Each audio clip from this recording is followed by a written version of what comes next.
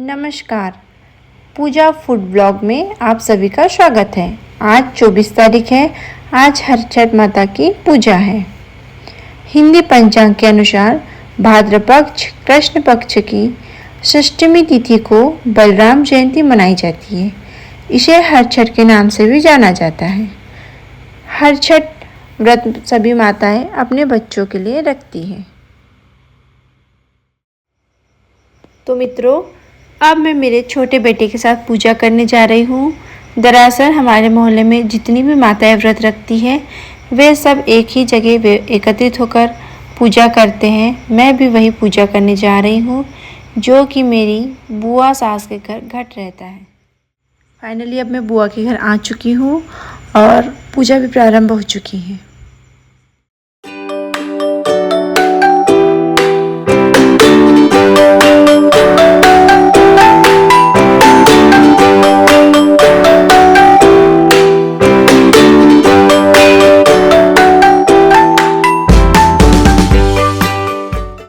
अब सभी लोगों ने एक एक से पूजा की। मैंने भी पूजा की। इसके बाद में आरती हुई और फिर मेरी बुआ सास ने हर छठ माता की एक कथा सुनाई। मग एक दिवस त्याच्या स्वप्नामध्ये असं म्हणे की कैला वर देणार म्हणे ते तुमच्या इथे जय जय करून येईल म्हणे पाण्याना तलाव खंदा विहिरी खंदा.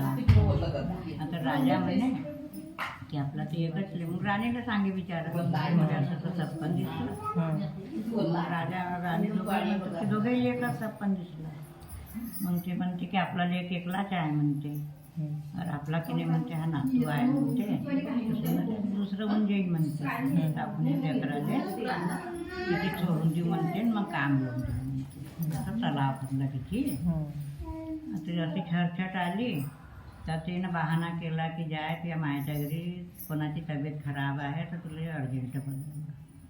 आता चौघं माणसं बोलवलं नौकर.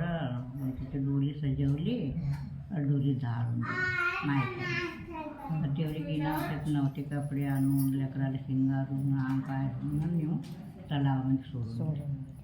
आता जसं तलावामध्ये सोडलं तसंच पाणी लागलं तलावाला. त्या तलावून गेली मी तेव्हा तर सुकतच.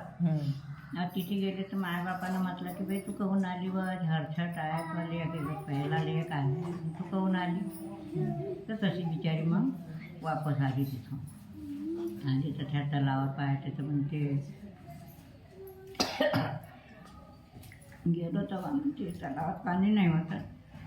रात्री इथे आहे म्हणते तर हरछट आहे मी तिथे अंग धुतो पूजा करून देतो. तिथे पहिले तलावाची मग घरी यांच्या घरी करून अंग पाय धुतलं बिचारी ना.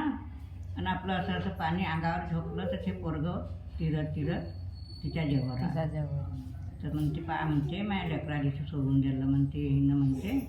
और हरछटचा दिवस आहे म्हणते बेस झालं तर बेस म्हणते.